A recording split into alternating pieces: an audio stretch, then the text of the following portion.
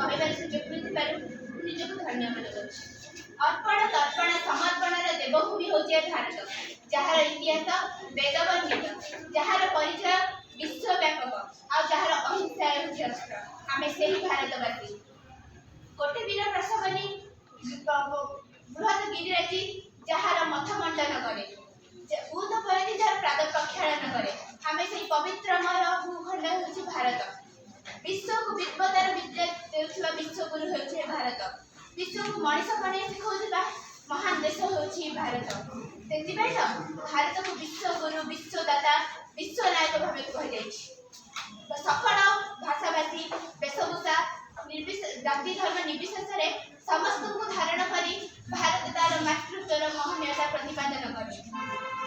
अनित्य होछि आम आदर्श, वास्तव होछि आम विश्वास, संस्कार होछि आम ब्रह्मचार।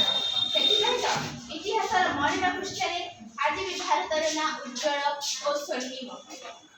स्वतः प्रश्न उठे ए राष्ट्र ना भारत कहीं। अनेक लौकिक लोकाचार किंवदंती प्रमाण मिले, किंतु आमर विष्णु पुराण प्रमाण मिले जे वृषभक पुत्र भरतक नाम अनुसार आम देशर नाम भारत होइछि।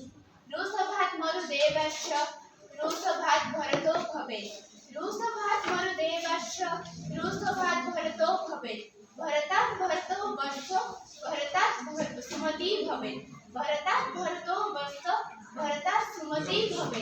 पुणी सिद्धांत दर्पण रे कह जायछि कि उत्तरं समुद्रस्य हिमाद्रस्य एव दक्षिणं, उत्तरं च समुद्रस्य हिमाद्रस्य एव दक्षिणं वसतं भारत नाम भारती नाम संतति, वसतं भारत नाम भारती नाम संतति। आज भी भारतीय कला स्थापत्यर मुख्य साक्षी भावे दंडायमान काश्मीर कुमारिका, कोणार्क करुणाकर मंदिर पर्यंत और श्री जगन्नाथ मंदिर केदारनाथ मंदिर पर्यंत सबुठी भारत किंवदंतीर प्रदर्शित करे। भारत आज विश्वर निर्घंट समय लड़ाई देउथिबा सिद्धांत दर्पण, ज्योतिष शास्त्र, आयुर्वेद शास्त्र, अर्थशास्त्र, विमान शास्त्र सबुठी भारत तार प्रज्ञा और पांडित्यर परिकाष्ठा प्रदर्शित करे।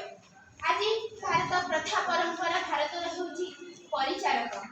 आज भारतर माटी बाली पानी पवन आम पाई सबु महान। भारतर नदी आम पाई गंगा, भारतर माटी बाली आम पाई सोना। आमे बंचिबा जदि ए भारत पाई, मरिबा भी ए भारत पाई। जदि मृत्यु परे गंगारे बहि जाउथिबा आम अस्थि को के कान टेरी सुनिबो केवल गोटे ही शब्द मिले, भारत माता की जय, भारत माता की जय, भारत माता की जय। आज भारत चंद्र रे पाद थापिलाणी, आज भारत मंगल रे माटी उठेलाणी। विश्व दरबार रे भारत तार कला स्थापत्य पाई सबुठी विश्व दरबार रे आज स्नेहभाजन